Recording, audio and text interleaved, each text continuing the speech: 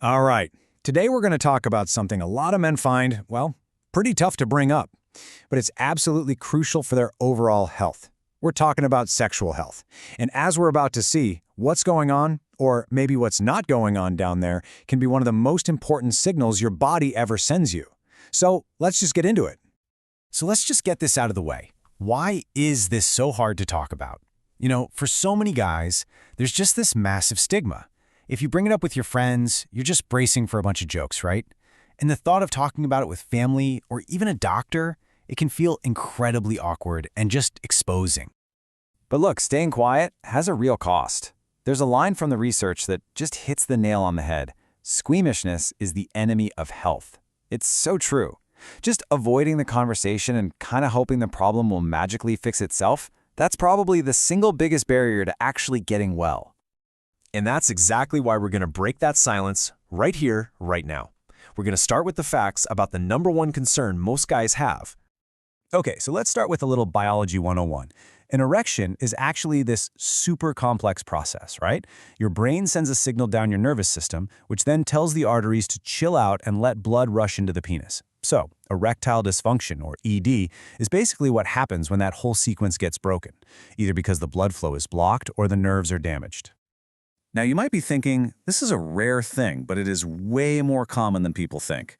The data shows that up to half of all men over 40 deal with some form of ED. But here's the really important part. Doctors are now seeing the exact same issues pop up in men as young as their mid-30s. That is a huge shift. And this is where we really need to change how we think about this whole thing. Yeah, the immediate worry is about performance in the bedroom. But the real importance of ED goes so much deeper. It's actually a massive clue about your overall health. So let me say that again. Erectile dysfunction isn't just some lifestyle inconvenience. It's often one of the very first and loudest warning bells your body can ring to tell you that something much more serious is going on under the surface. I love this analogy. Think of your penis as a barometer for your heart health. Why? Well, it's because the arteries down there are teeny tiny, so they're often the very first place to show signs of damage from things like high cholesterol or plaque. This means you might see problems there years before you see issues in the bigger arteries around your heart. It's like an early warning system for things like type 2 diabetes. Just let that sink in for a second. The urologist Dr. Vaibhav Madgil puts it perfectly. If you're ignoring erectile dysfunction, you're ignoring your heart health. See, the damage that's happening in those little arteries, it's happening everywhere, throughout your entire cardiovascular system. Your body is sending you a crystal clear signal. The only question is, are you listening? Okay, and this whole idea of hidden health signals, it doesn't stop there. It also applies to another really misunderstood topic, male fertility. And on this one, we have to bust a really common and frankly kind of dangerous myth. So here's the myth. A lot of guys think that if they can get an erection and ejaculate, then their fertility must be totally fine. But as reproductive scientist Dr. Michael Carroll points out, that is absolutely not the case. The ability to perform sexually has literally nothing to do with the quality of the sperm itself. That's a whole different ballgame, and it's mostly affected by age and lifestyle. And the impact here is huge. For men who are 45 or older, that drop in sperm quality leads to a staggering 43% higher chance of miscarriage in their partner's pregnancy. It's a really powerful reminder that fertility is a two-way street, and male health is a massive piece of that puzzle.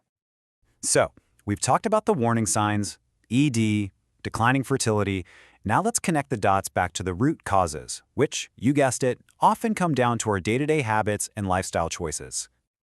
So what are the main culprits here? Well, you can think of them as things that put stress on your whole system. High-sugar diets, smoking, and too much alcohol are all terrible for your circulation. Obesity messes with your hormones, and yeah, even things that seem harmless, like always wearing tight clothes or pushing yourself through brutal workouts, can have a negative impact on testosterone and sperm production. Let's just zoom in on that obesity connection for a second, because it's a perfect example of this biological chain reaction. So, more body fat means you have more fat cells. Okay, simple enough. But those cells produce an enzyme called aromatase. And what does aromatase do? It actually converts testosterone into estrogen. That hormonal imbalance directly gets in the way of erections and tanks your sperm production. See how it's all connected? Okay, so we've laid out the problems and what causes them. And yeah, it might sound a little scary. But here's the good news, the really good news. Most of these things are totally within your control. This last part is all about what you can do about it. So what does a real action plan look like? Well, it starts with simple stuff. A clean diet, low in sugar, full of antioxidants. Swapping out those punishing workouts for moderate, regular exercise. It means being really skeptical of all those slick marketing campaigns for testosterone therapy. You want to focus on natural fixes first. Even simple things like stretching can help relax key muscles in your pelvic floor. And, of course, the most important step of all, break the silence. Talk to a professional. And look, if you need just one single reason to do something about this now, let it be this number.